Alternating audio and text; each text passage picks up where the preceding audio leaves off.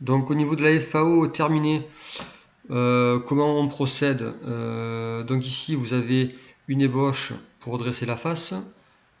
Vous avez ensuite une ébauche de chariotage, une finition de chariotage.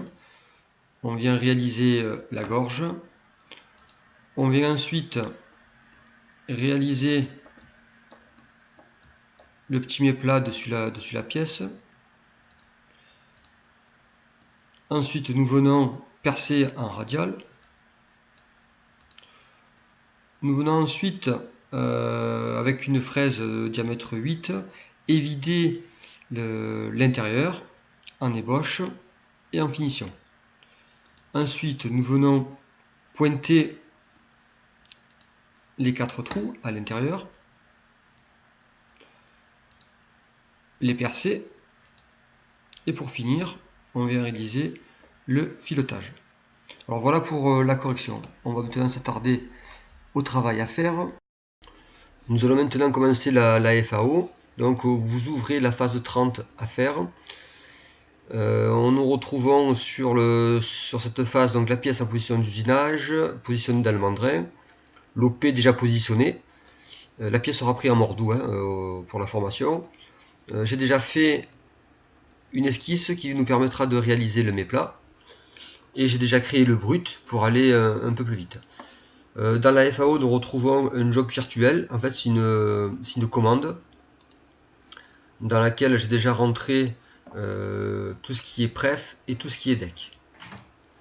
Au niveau des outils,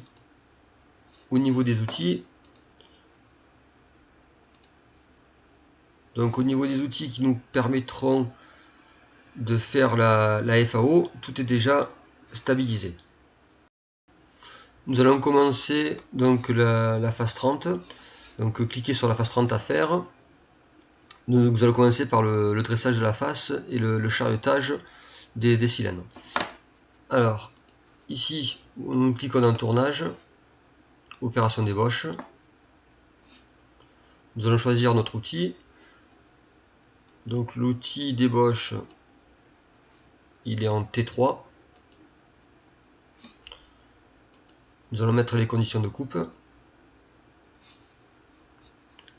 Donc ici en vitesse de coupe constante, donc une vitesse de coupe de 800 avec une avance de dixième.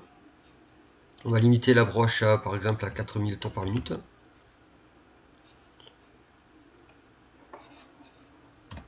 Ensuite, nous allons sectionner la face. Donc cette face là usinée.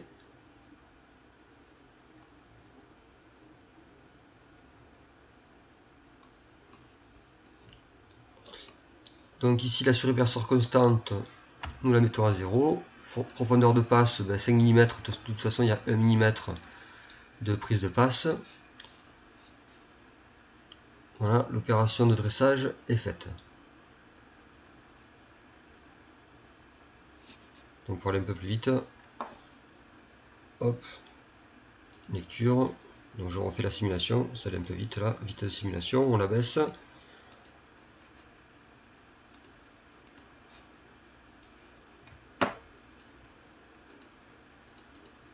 Donc là j'ai mon outil qui arrive et qui dresse la face.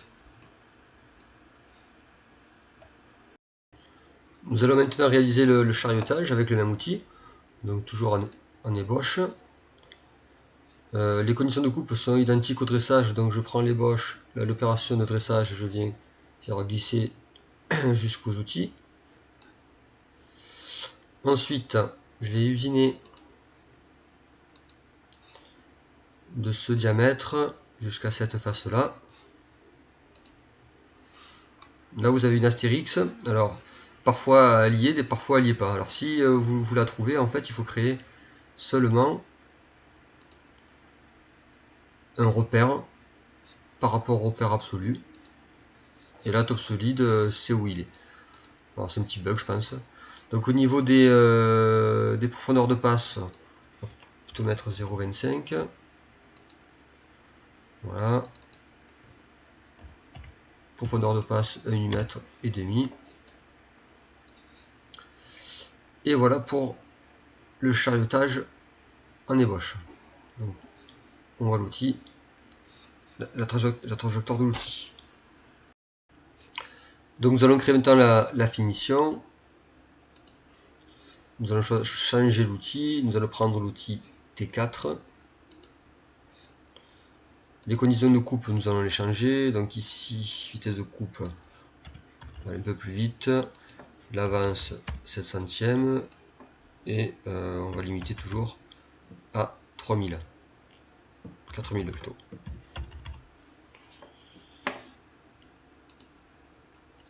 Ensuite, la géométrie à usiner pour la finition, ben, c'est la même que l'ébauche. Donc, de ce diamètre à la face.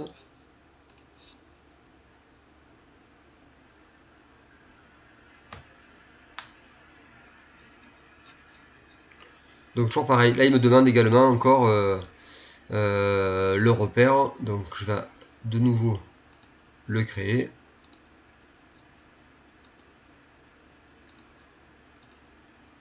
Voilà.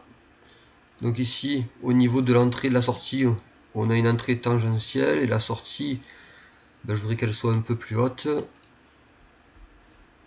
Donc dans entrée-sortie, je vais augmenter la surlongueur.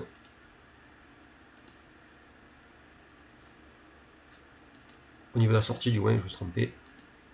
Au niveau de la sortie, je vais rallonger, voilà, de 2 mm. Donc je peux valider.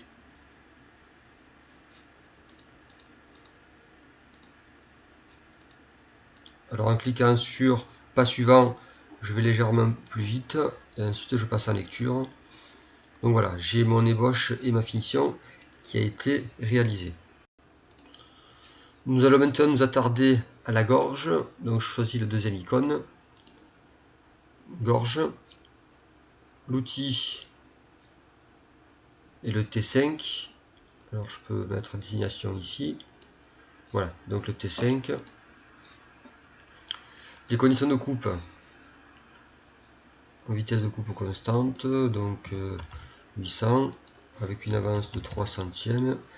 Et on va limiter par exemple à 2000 tours par minute. Au niveau des points pilotés, je vais piloter le point gauche de mon outil.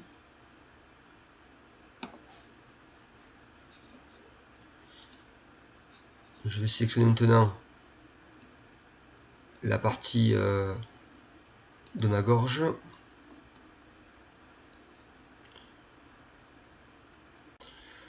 Nous allons maintenant réaliser la gorge. Donc nous allons cliquer sur l'icône gorge. Choisir l'outil qui est le T5, mon outil à gorge. Les conditions de coupe. Alors, 800 conditions de coupe, une avance de 3 centièmes. On va mettre 2000 en fréquence de rotation. Le point piloté, on va laisser le point gauche de l'outil. La surface à usiner, on va prendre la gorge. Alors là, à ce niveau-là, on s'aperçoit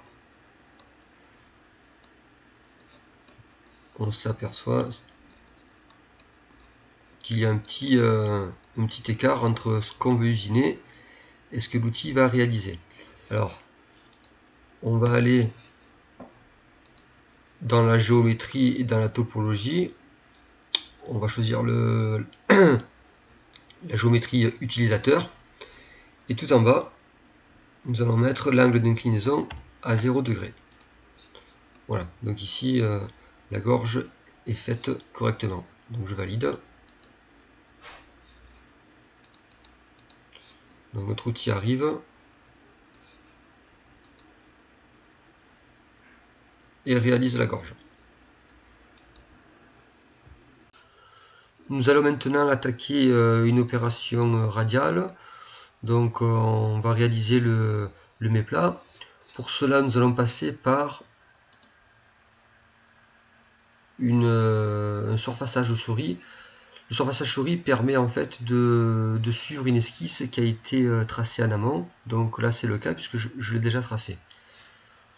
Alors, je clique sur surfaçage souris. Je vais choisir l'outil. Alors l'outil, Donc c'est le T7. Je valide. Ensuite les conditions de coupe. Les conditions de coupe pour cet outil là, donc on va prendre une vitesse de coupe de 80, une avance d'une dixième. Voilà, donc ensuite la forme à usiner, je vais choisir l'esquisse. Voilà, donc là on voit la trajectoire de l'outil.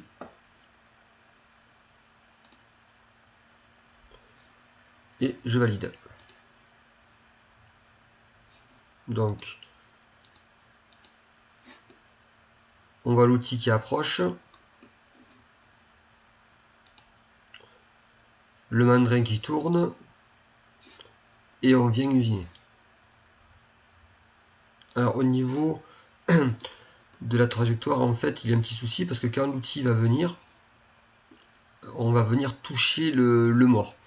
Donc ce qu'on va faire, nous allons d'abord orienter notre mandrin. J'ai déjà testé ces 98 degrés.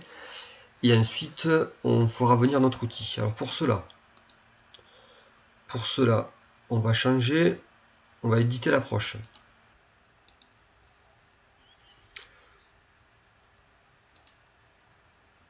Alors, au niveau de des approches de l'outil, donc par défaut, donc j'ai mon outil qui est au point de changement d'outil. Voilà. Ensuite, il approche. Et ensuite, mon mandrin tourne. Alors, ce que nous allons faire, c'est qu'on veut que notre mandrin tourne avant que l'approche s'effectue. Donc, je passe en manuel. Donc, je voudrais qu'à partir de ce moment-là, mon mandrin tourne de 98 degrés. Donc, je vais rajouter un mouvement sur une coordonnée. Et je vais lui dire que je veux que mon mandrin tourne au départ de 98 degrés. Voilà. Donc, on refait.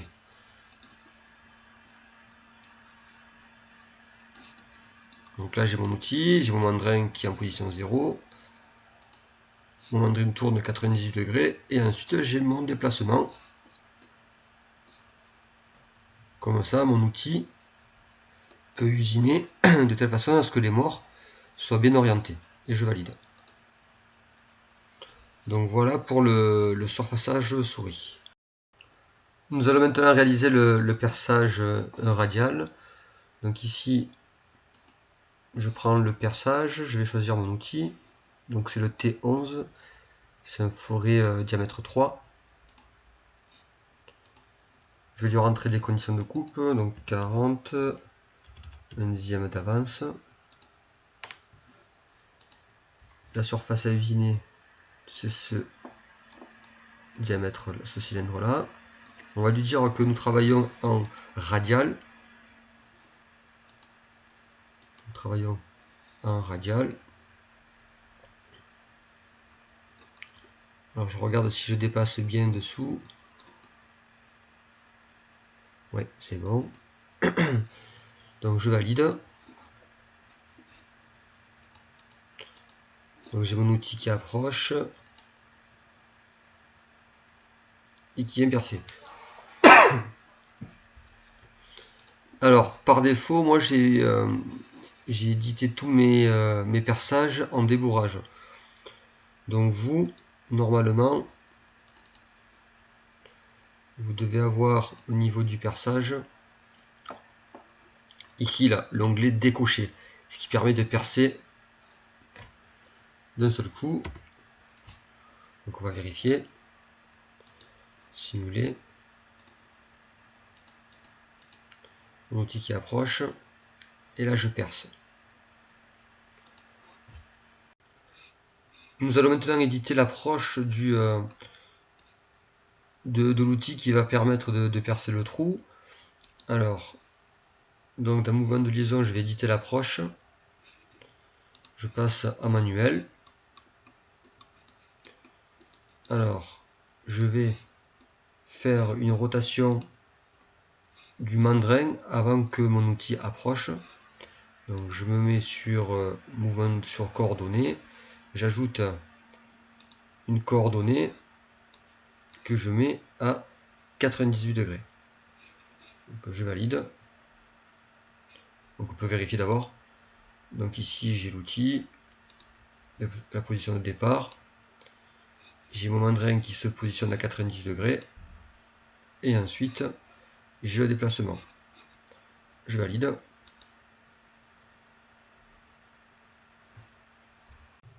Nous allons maintenant réaliser l'intérieur de la pièce. Alors on aurait pu percer et ensuite prendre l'outil à léser. Alors pour utiliser un outil axial, donc j'ai fait ça avec une fraise de diamètre 8. Alors on y va. Donc on va prendre, on va usiner cette face là en bout.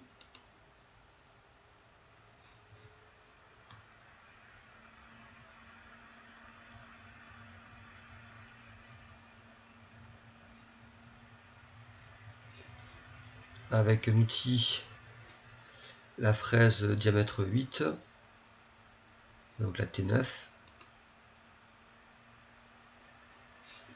Voilà. Sur l'épaisseur de fond, on va mettre 0. Profondeur de passe 2 mm. Les conditions de coupe, donc on va mettre 80 en vitesse de coupe, 1/10 d'avance. Donc on va lui dire que c'est une opération axiale. Voilà. Et ensuite il faut cocher transmip de telle façon à ce que le post-pro sort le bon code pour cette opération là. Alors j'ai une astérix au niveau du repère. On va lui indiquer que nous travaillons avec le repère absolu. Je valide. Voilà, donc là nous avons... Ah, je suis allé un peu trop vite. Je reviens dans ma poche. Voilà, alors ce que je vais changer c'est l'entrée, parce que l'entrée par défaut se fait en hélicoïdal, mais le TBI 500 ne l'accepte pas. Donc en fait on va descendre en direct, comme ceci. Et on va donner un point d'entrée, parce que notre codeur a des petits soucis, il faut toujours rentrer en X+. Donc ici je vais lui dire de rentrer en X+, voilà, et je valide.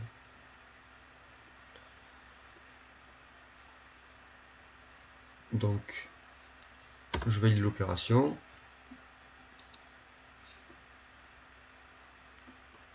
Voilà, donc là ici j'ai mon usinage en ébauche de l'intérieur de ma pièce. On peut simuler pour vérifier.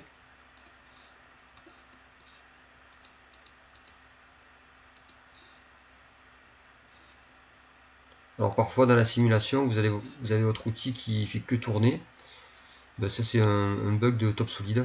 En fait il déroule tout le temps l'axe C. Alors ce qu'on aurait pu faire aussi au niveau de la poche, c'est cocher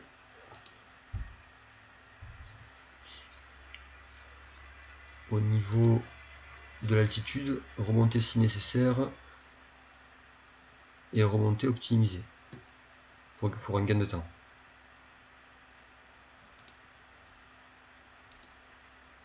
Voilà, et je valide.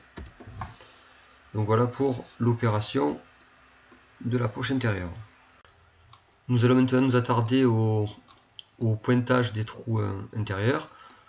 Alors on va commencer par les petits. Alors pour commencer j'aurai besoin du diamètre extérieur de mon chanfrein. Vous allez comprendre pourquoi après.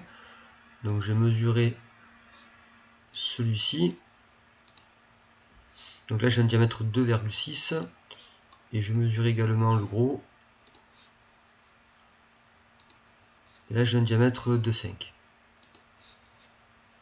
Alors je clique sur le perçage. Je choisis mon outil. Alors, mon four à pointer n'apparaît pas, je l'avais mis en 12. Donc je peux cliquer sur le pot et montrer tous les pots. Et là, je l'ai mis en 12.1. Alors, on vient choisir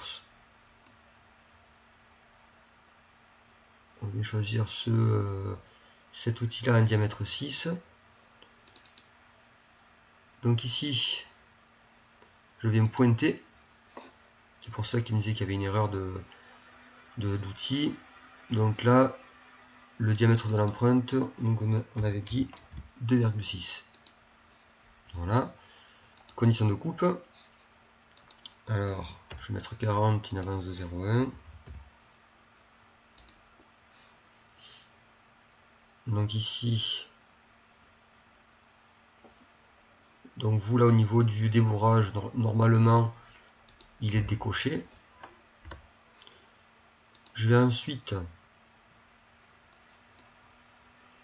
laisser choisir top solide pour savoir s'il y a d'autres trous à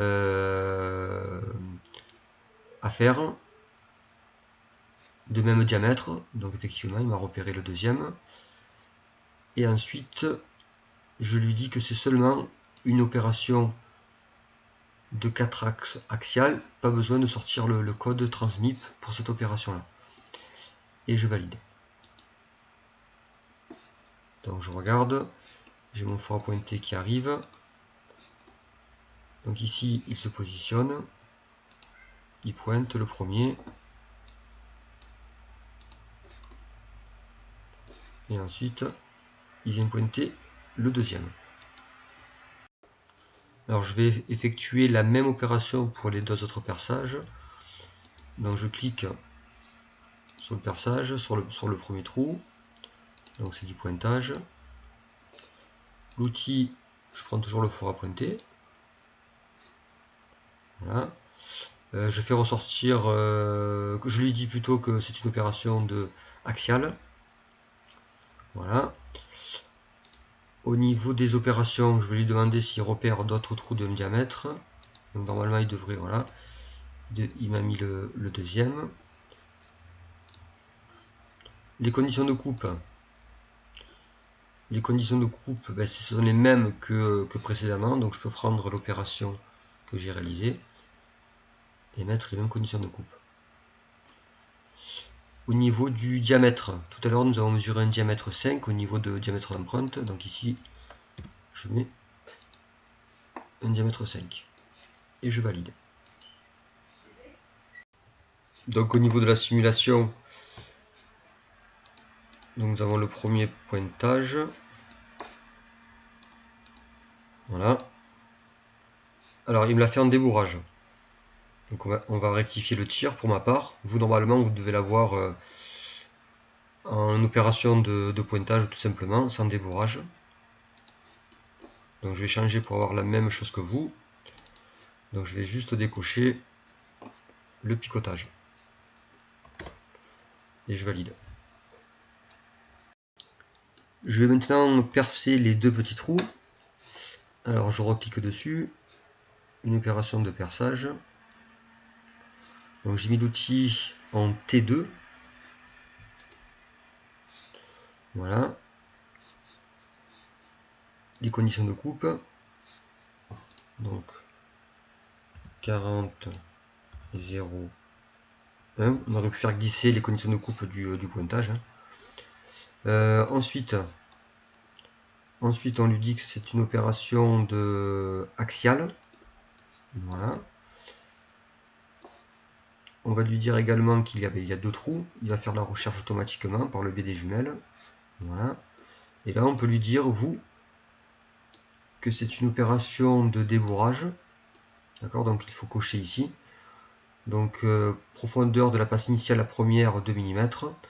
Et les autres passes de 2 mm. Donc, on peut varier ces valeurs-là. C'est à votre convenance. Et je valide.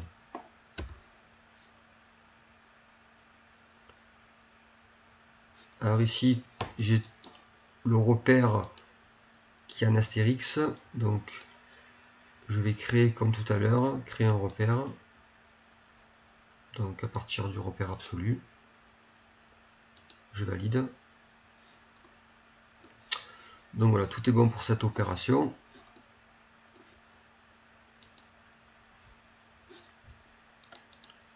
Donc au niveau de l'approche, on a notre forêt.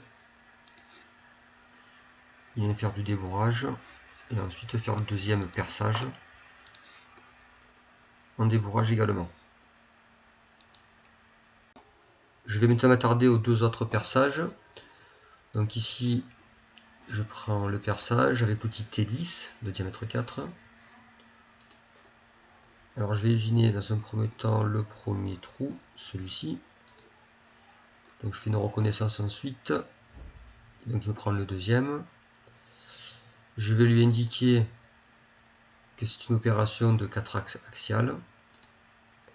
Et vous allez cocher le débourrage. Donc voilà pour cette opération. Je vais lui indiquer les mêmes conditions de coupe que précédemment. Voilà. Donc normalement il a dû m'afficher 4500 tours par minute. Voilà. Je valide. Et je valide l'opération. Au niveau de la simulation, donc j'ai mon forêt qui approche, qui vient percer un débourrage. Le premier et le deuxième. Voilà pour cette opération là.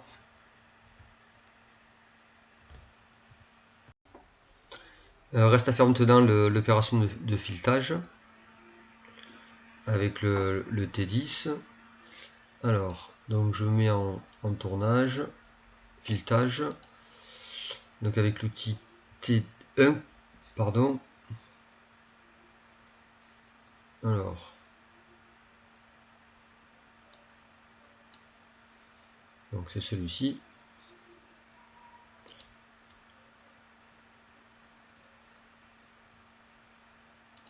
Donc je viens faire un filetage sur cette surface là. Voilà. Alors on va lui indiquer le pas. C'était un pas de 1. Donc ici on va mettre un pas de 1.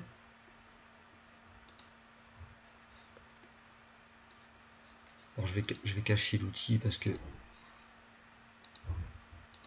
voilà. Alors là je commence bien avant. Par contre ça serait bien de finir dans la gorge.